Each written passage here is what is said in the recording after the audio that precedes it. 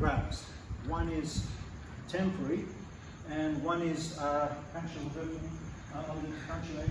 is this one, where I get a nice lock. Get a lock, my belly there. This is really tight instead of just holding on. I'm hanging close, and I've got a clinch. Now you want both hands on the chest. The counter wants to hook around both hands, and his elbows will be stuck to my chest. Bang! Now it's very hard for me from there. He's going to move his both hands close, and he gets his head nice and close in, and he's kicking me to blazes. How the hell do I get rid of this? Okay, the technique is from the many techniques. We will look at this technique from Shisochin. He's starting to hit in his knee. What did he start with, did you notice? Chances are it's that leg. So you're going to take your arm, and we're going to do as if we're out here, just on this part of the technique. And from there, I'm going to touch, go on the inside with this hand, and from there, I'm going to push down. I'm going to focus just on one arm first. Let's imagine he's, to make it a little easier, that he's reaching with his arm to grab, and he's about to get his second arm out. Okay, so he's doing 1-2. So it's always a 1-2. Okay. I want to get it as soon as possible so that I'm not caught in this position and in the middle of this.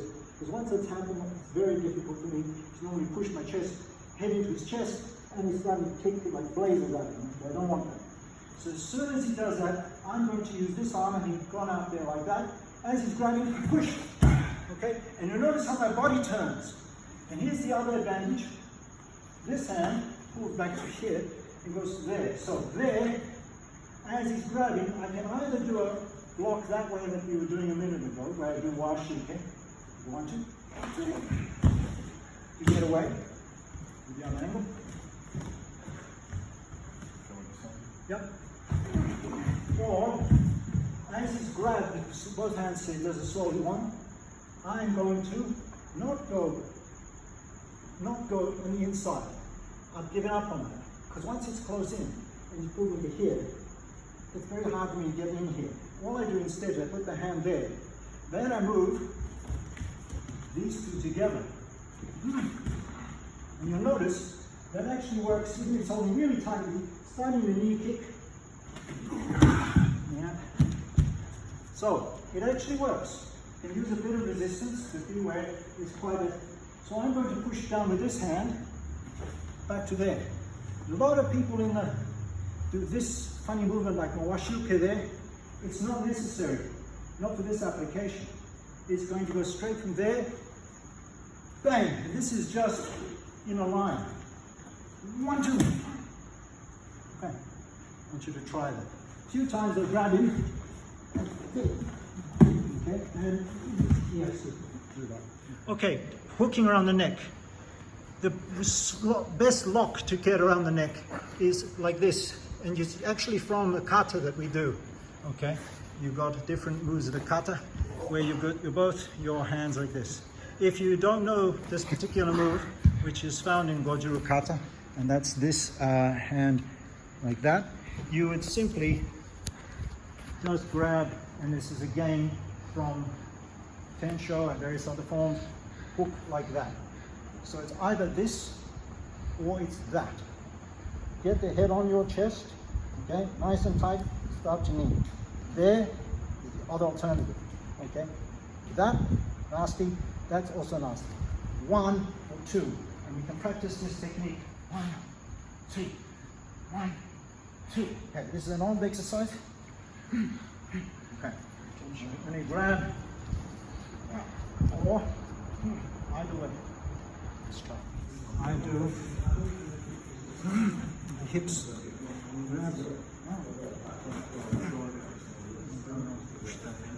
Pushing down at that angle. This hand on top. This hand will pull around. This hand will push in. Okay, watch. Now, second part of the movement. What happens from there? There. Why? Kata always anticipates the way he's going to move. Okay. So he is going to orient himself to face me. And I don't want to do, what does the kata do? 1, 2, so I go that way. So if I'm here, 1, I know he's going to be roughly there, and he's going to be turning to face me. That's why it goes off at an angle. And what I do from there is that I can effectively advance onto him and drop him sideways with a strike. 1, 2, 1, 2, 1, 2, again. 1, 2, again. 1, 2, again. Tony has to use the hip. I've got him in this starting kick. Better. Okay. So I'm not going to just give it to him. I'm going to hold on. Right, that's it. Okay. Okay, good. This is why it's important to go back to there. The signal is you're not lifting the shoulder. Because if he's here, if you pull me onto his chest, I don't want to try and use my weak shoulder muscle, what's this muscle, the rotator cuff. I want it to come to here, okay, where I've got the power of my body wired here, and it's going to push that way.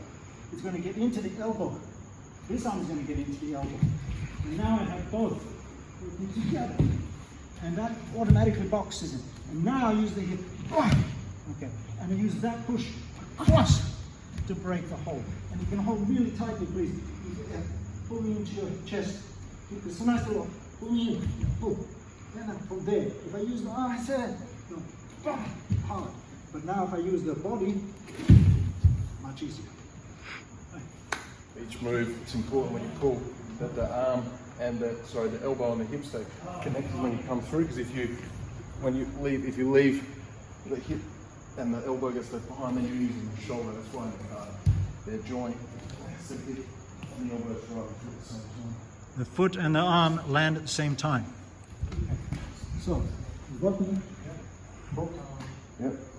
As I grab here, see his shoulder stays steady, it doesn't get left behind. Yeah. And he's not trying to lift up and try and use his shoulder's steady and still, and then it's just the hip drives through. Okay, so.